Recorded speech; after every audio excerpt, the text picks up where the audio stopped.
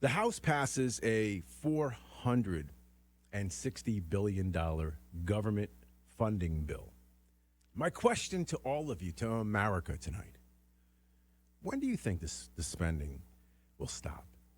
When do you think this madness will actually end? We need to start talking about spending. We need to start talking about debt. I feel like I'm that lone wolf in the wilderness yelling and screaming. I've been screaming about the national debt even before Obama became president, even before it actually became a dagger in the heart of America. $33 trillion. $33 trillion. Debt to service every year is over $1 trillion.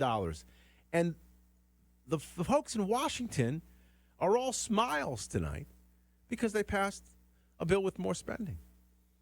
When will the spending stop? And Rep. Chip Roy had an interesting thing to say about this.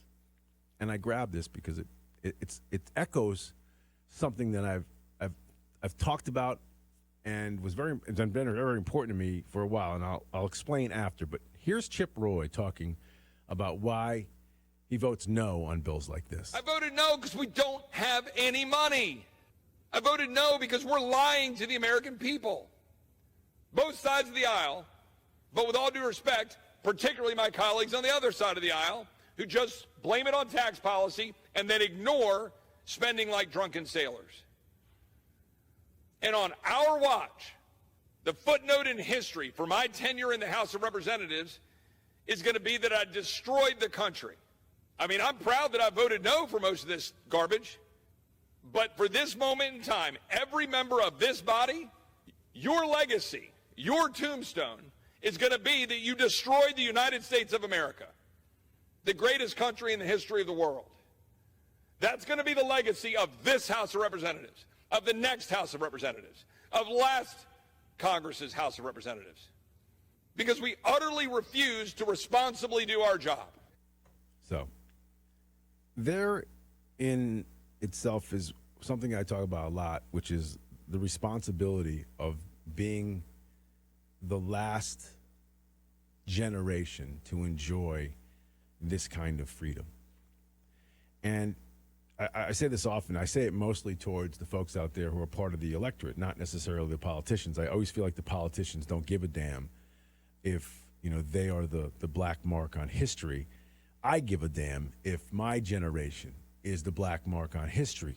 I don't want to be part of something that 500 years from now, 300 years from now, 100 years from now, they look back at history and point to this time in the history of this country and say those are the people that were so self-absorbed, so greedy, such narcissists, that they toppled the greatest country that this planet has ever known.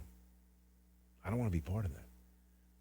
But we're heading like a bullet train, speeding out of sight, man, to that inevitability.